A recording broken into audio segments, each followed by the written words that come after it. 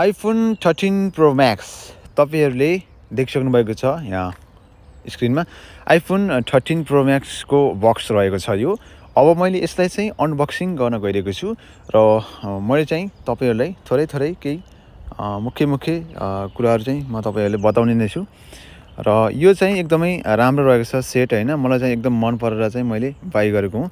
र अब यहाँनिर चाहिँ एउटा देख्न सक्नुहुन्छ एरो यहाँनिर चाहिँ एउटा यसलाई चाहिँ निकाल्नु पर्ने हुन्छ। म यसलाई निकालेर देखाउन गइरहेको छु। अब तपाईले यसलाई चाहिँ यसरी निकाल्नु होला हैन। यो अनबक्सिङको लागि चाहिँ एकदम राम्रो राखिदिएको छ। यसमा चाहिँ यो साइडमा चाहिँ लक हुन्छ यसमा हैन। यो हामीहरुले चाहिँ यो थुत्यौ भने यानी कि खिच्यौ भने यसमा चाहिँ यो लक चाहिँ ओपन हुन्छ हैन। यस्तो तरिकाले यहाँनिर देखाएको छ है। यो चाहिँ पुरा च्यातिएको छ, ओपन भएको छ। र अब मैले फेरि अब अर्को साइडको पनि यस्तै गरेर निकाल्न गइरहेको छु र यतापट्टि रहेको छ फेरि। अब यसलाई पनि त्यसै गरी फेरि निकाल्नु होला। म चाहिँ यसलाई निकाले यस्तो तरिकाले निकाल्नु होला हैन। यसरी निकाल्नु होला र त्यसपछि चाहिँ अब फेरि पनि म तपाईलाई देखाउने छु यहाँनिर है। यसको पनि यो लक ओपन भएको छ। अब यसले चाहिँ तपाईले चाहिँ कुनै पनि सानो वस्तु यानी कि अब कैँची अब के छ तपाईसँग हैन, त्यो त्यसले चाहिँ यो पाल भित्र घुसाएर चाहिँ निकाल्नु होला, ओपन गर्नु होला।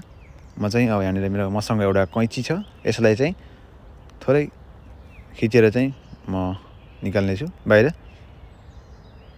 यसरी। अब चाहिँ म यसलाई ओपन गर्छु। यो अलिकति लक आइफोनको लोगो पनि देखाएको छ। Wow, iPhone 13 pro Max. तीनवटा क्यामेरा रहेको छ, एकदम दामी छ। फ्ल्यास रहेको छ र यसको लेन्स पनि एकदम राम्रो छ हैन। यो क्यामेराको एकदम मलाई चाहिँ यो सिनेम्याटिक टाइपको चाहिँ यो क्यामेरा जुन म तपाईहरुलाई अहिले एकछिनपछि देखाउने छु त्यो एकदम मन परेको थियो। त्यसै कारणले गर्दा पनि मैले यसलाई चाहिँ बाइ गरेको हुँ। यसको चाहिँ पछाडिपट्टिको भाग रहेको छ यो हैन। अब फेरि म अगाडिको गर्न गइरहेको छु निकाल्न। अगाडिपट्टि फेरि यस्तो रहेको छ। यो मैले यहाँ फोन राख्छु।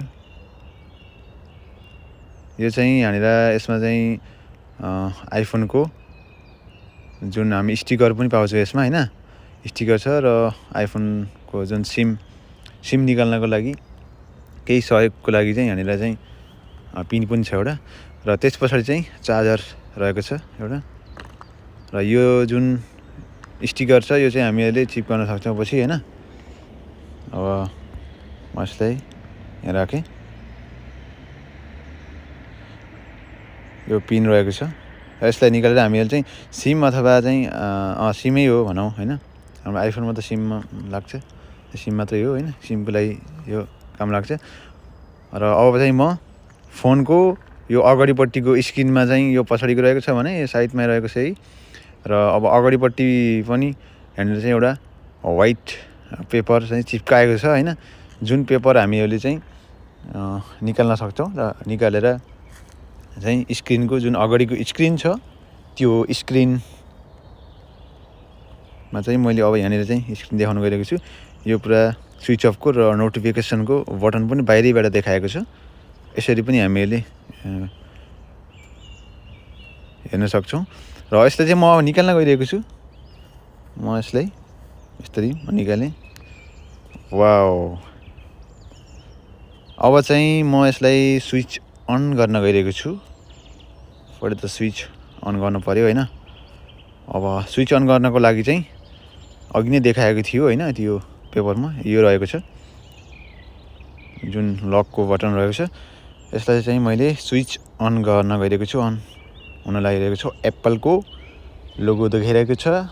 साथीहरु अब चाहिँ मैले यहाँनिर चाहिँ साइन अप गरेको छु। यानी कि सबै जुन कन्ट्री चुज गर्नु भन्छ त्यसमा हैन, र त्यसमा ल्याङ्ग्वेज चुज गर्नु भन्छ। अनि त्यसपछि चाहिँ त्यहाँनिर सबै सेटिङहरु मिलाउनु पर्ने हुन्छ। र आफ्नो चाहिँ एप्पल आइडी छैन भने एप्पल आइडी खोल्नु पर्ने हुन्छ हैन। त्यो चाहिँ सबै मैले गरिसकेको छु। चाहिँ मैले क्यामेरै देखाउन गइरहेको छु है। फर्स्टमा यहाँनिर रहेको छ यो क्यामेरा। यो क्यामेरामा ओपन गरेँ हैन।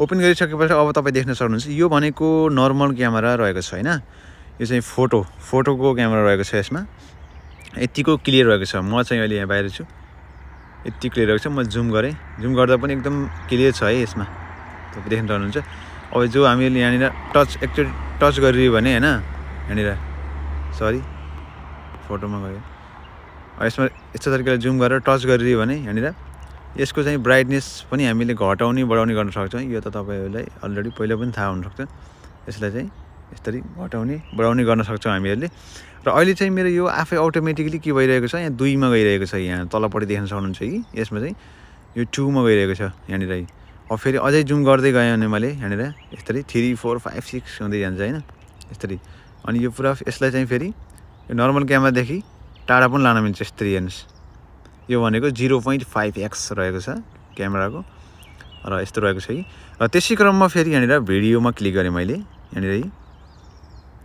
यो नर्मल भिडियो है यो नर्मल भिडियो रहेको छ यसमा पनि हामीले जुम गर्न मिल्छ मजाले यसरी र यसमा टच गरेर यसको पनि यसरी घटाउने बढाउने ब्राइटनेस यो तरिकाले गर्न सक्नुहुन्छ तपाईले र यसले पनि जुम गर्न सक्नुहुन्छ यस्तो तरिकाले र यसलाई डाइरेक्टली जुम नगरी यसरी 0.5 र त्यस क्रममा यहाँनिर चाहिँ 1 र 3 यस्तै चाहिँ तपाईले आफै यो तरिकाले पनि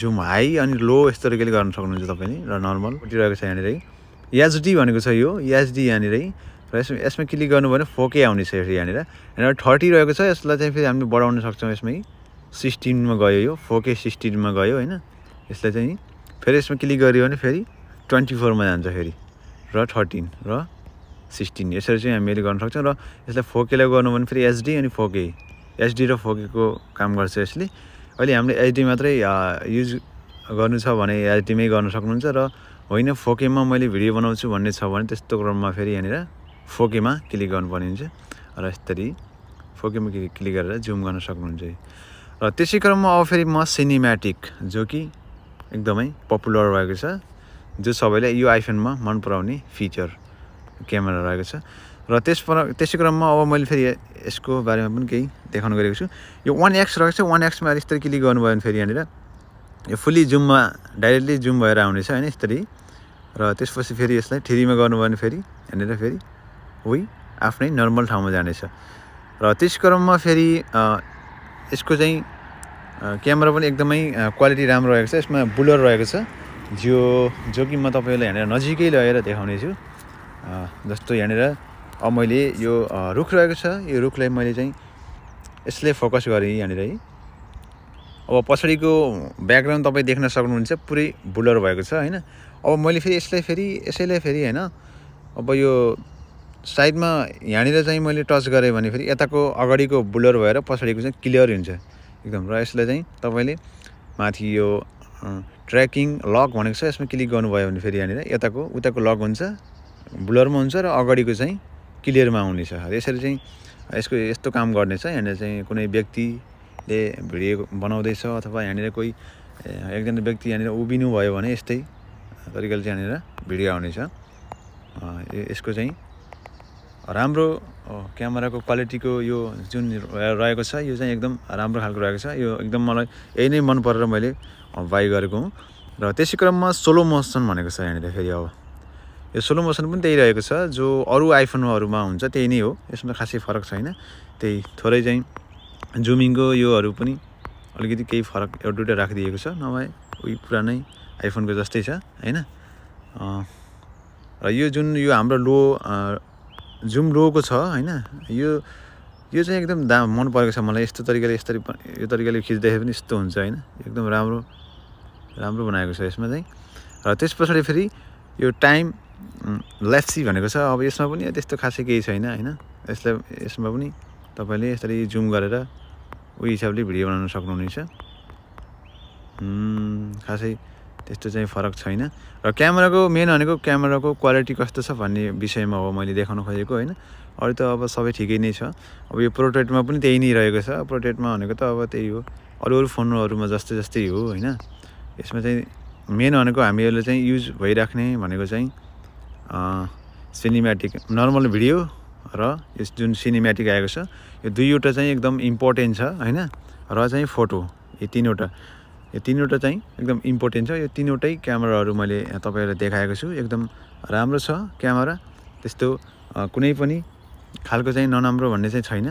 एकदम बेस्ट लाग्यो मेरो लागि चाहिँ, मलाई एकदम बेस्ट लाग्यो यसको चाहिँ जुन सिनेम्याटिक होला हैन।